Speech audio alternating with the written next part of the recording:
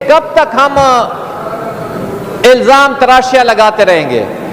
अगर इल्जाम तराशियों पे बात चली जाएगी तो हम किसी नतीजे पे नहीं पहुंचेंगे।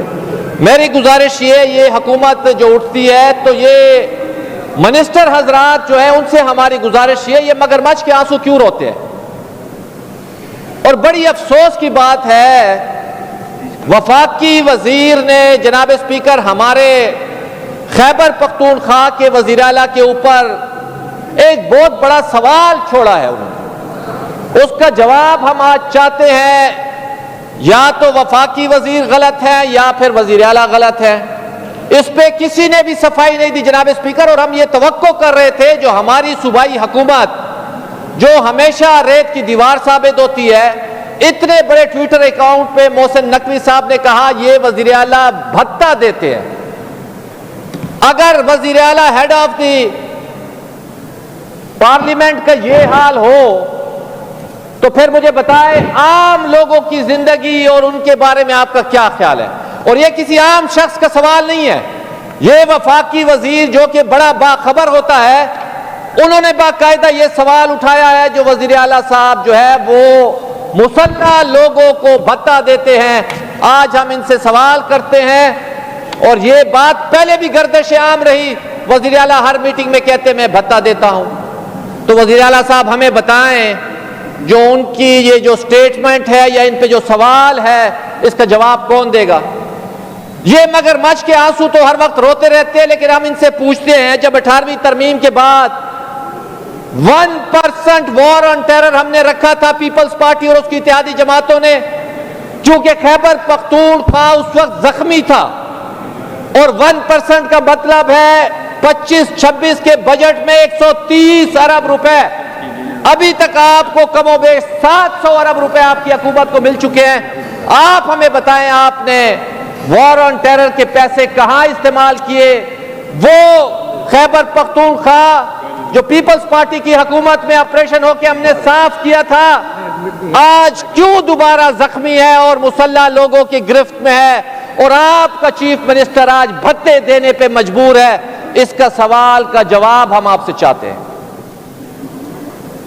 इन सवालों का जवाब जब तक आप नहीं देंगे, रात को आप कहते हैं मिलिट्री ऑपरेशन होंगे, दिन को आप कहते हैं मिलिट्री ऑपरेशन नहीं होंगे।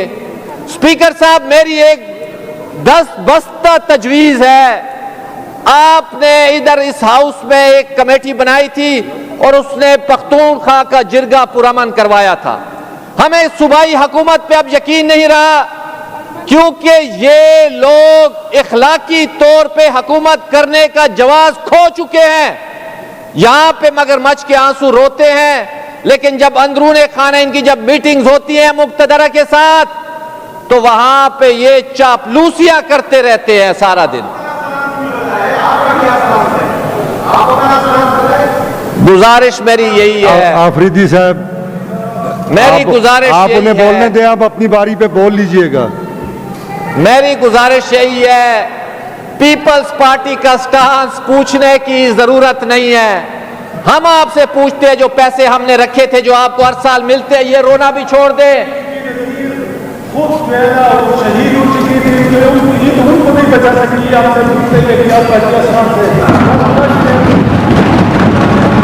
ठीक, स्पीकर साहब, अगर इस तरह क्रॉस टॉक होगी तो फिर हम बैठ जाते हैं। कम से कम हमें अमजद साहब से ये उम्मीद नहीं है।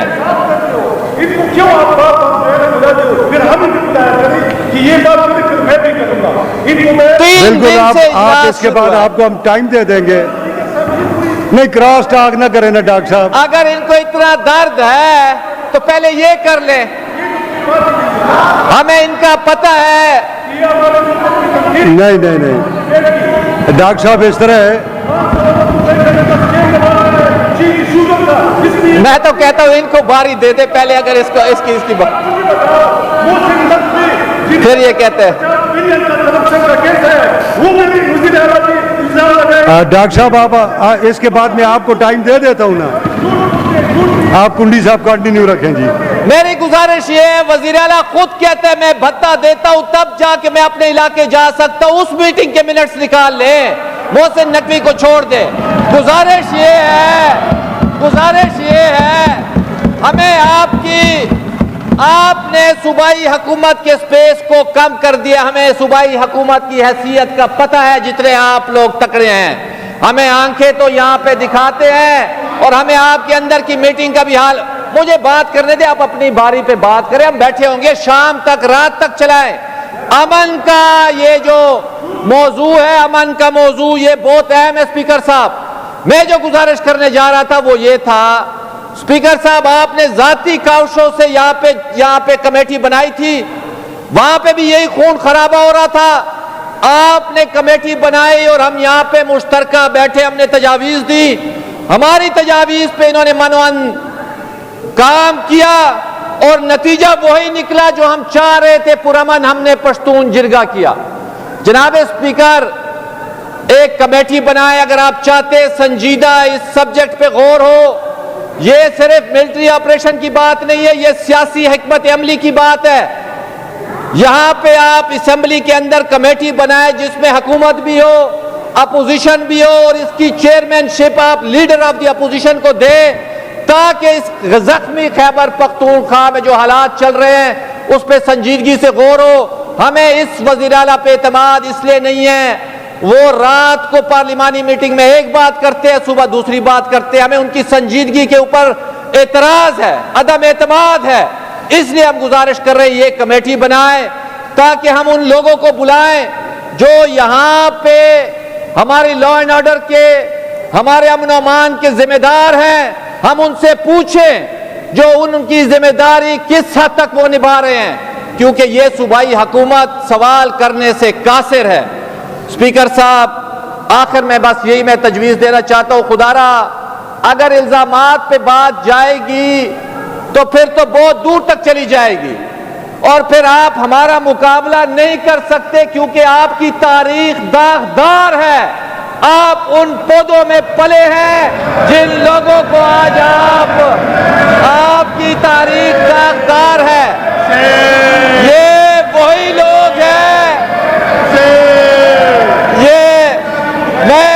मैं इल्जाम नहीं लगाना चाहता, लेकिन माजी की हकीकत बताना चाहता हूं। जनरल पाशा के कहने पे 126 दिन का धरना देने वाली जमात आज उन फौजी इदारों को तनकीद बनाती है। जनरल फैज से 2018 का इलेक्शन लूटने वाले लोग आज फौजी इदारों पे तनकीद करते हैं। हम कहते हैं खुदारा कुछ गुजारा करे, माजी की तलखियों को छोड़े, आए आज एक कंसेंसस बिल्ड करते हैं, एक कमेटी बनाते हैं और इस जख्मी खैबर पख्तूनख्वा को अमन का गहवारा बनाने के लिए अपोजिशन आपके साथ बैठने को तैयार है। स्पीकर साहब, मेरे आखिर में यही तजवीज़ है जो आप अपना इस कमेटी की तश्कील दें। खैबर पख्तूनख्वा का हर शहरी, 4 करोड़ लोग आज हमसे तरक्याती काम का नहीं पूछते, वो पूछते हैं हमें जिंदगी की तहफ़्फ़ुज़ कौन देगा, कौन सी हुकूमत हमें जिंदगी का तहफ़्फ़ुज़ देगी। ये हर नुमाइंदे से ये सवाल है। खुदारा इल्जामात से बाहर निकले, एक कंस्ट्रक्टिव कमेटी बना के कंसेंसस बिल्ड करें।